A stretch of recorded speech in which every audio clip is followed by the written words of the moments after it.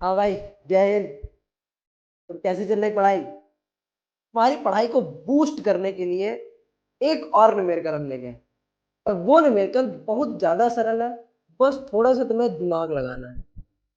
देखो क्या कह रहा है न्यूमेरिकल। दो प्रोटॉनों के बीच की दूरी, प्रोटॉनों के बीच की दूरी, यानी कि सबसे पहले हमें दो प्रोटॉन दिए गए, एक ये प्रोटॉन और एक ये, इनके बीच की दूरी की गणना करनी है। यानी कि हमें यार नहीं पता, यदि उनके बीच प्रतिकर्षण बल, भाई प्रोटॉन है, प्लस प्लस होंगे, प्रतिकर्षण होगा। यदि उनके बीच प्रतिकर्षण बल किसके बराबर है? प्रोटॉन के भार के बराबर हो। भार, द्रव्यमान नहीं, भार। भार यानी कि W। P माने प्रोटॉन, प्रोटॉन का। अब एक बात बताओ, और क्या क्या दिया गया जरा देख लो। भाई प्रोटॉन का द्रव्यमान दिया गया है mp, कितना?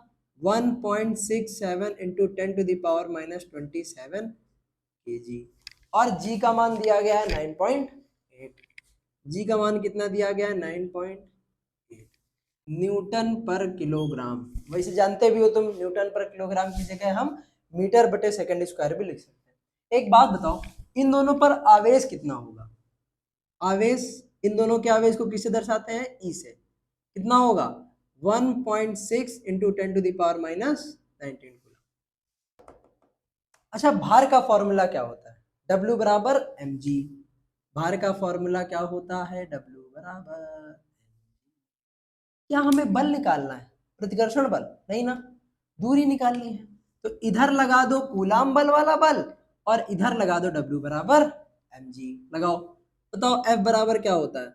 9 गुणे 10⁻9 Q1। Q1 की जगह E, Q2 की जगह E, अपॉन में R स्क्वायर है, बराबर W बराबर mg। M की जगह MP और G की जगह। चलो भाई, आर स्क्वायर को इधर ले जाओ, इन दोनों को इधर ले आओ। 9 गुणे 10⁻9। बताओ ई की जगह क्या रखेंगे? 1.6 इंटू 10⁻⁻19। ई की जगह 1.6 इंटू 10⁻⁻19 अपॉन में एमपी 1.67 इंटू 10⁻⁻27। जी 9.8 इक्वल में क्या आ जाएगा? R square.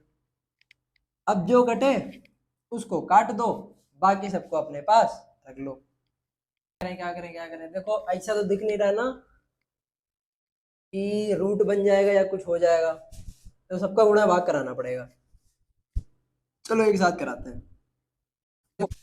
जब 1.67 का 9.8 में गुणा कराओगे तो कितना आएगा? इन दोनों का गुणा कराने पर आएगा 16.366। घात कितनी?